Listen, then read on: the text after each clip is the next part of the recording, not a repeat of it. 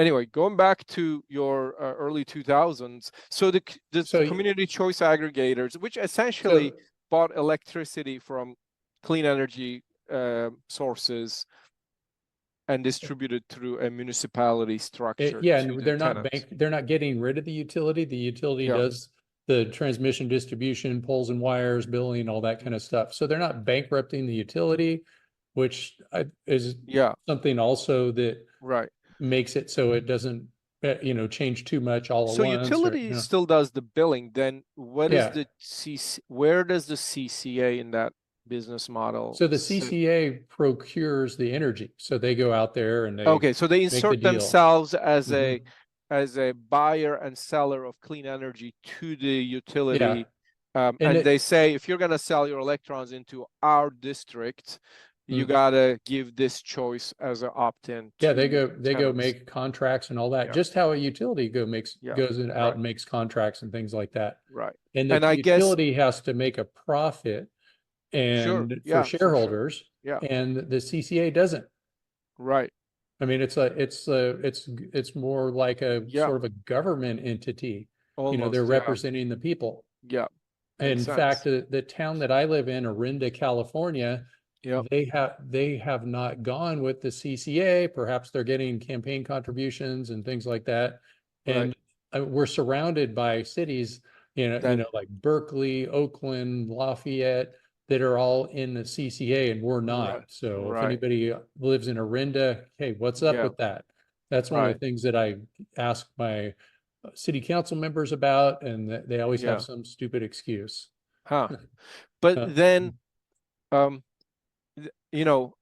one of my recent conversations was with, which we will publish probably next week or so, was with this company called Amperon out of Houston, Texas. They're in the energy forecasting business with big data, ML, machine learning and AI, ML, high-tech approaches.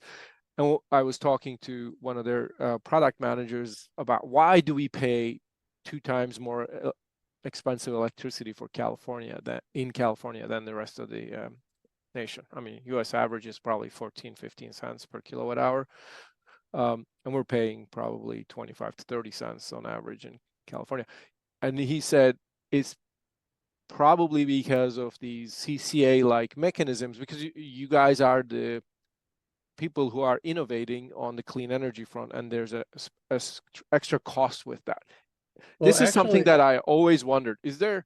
How much truth is that? Okay, I'd love to hear. I think that's totally the opposite, because if you look at the utilities, they're for profit, and they have to bring a return on investment to shareholders and all that kind of stuff. So they have to bring the price of electricity up for that.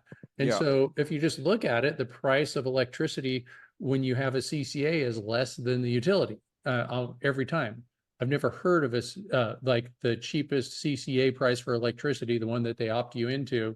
I've never heard of that being less expensive.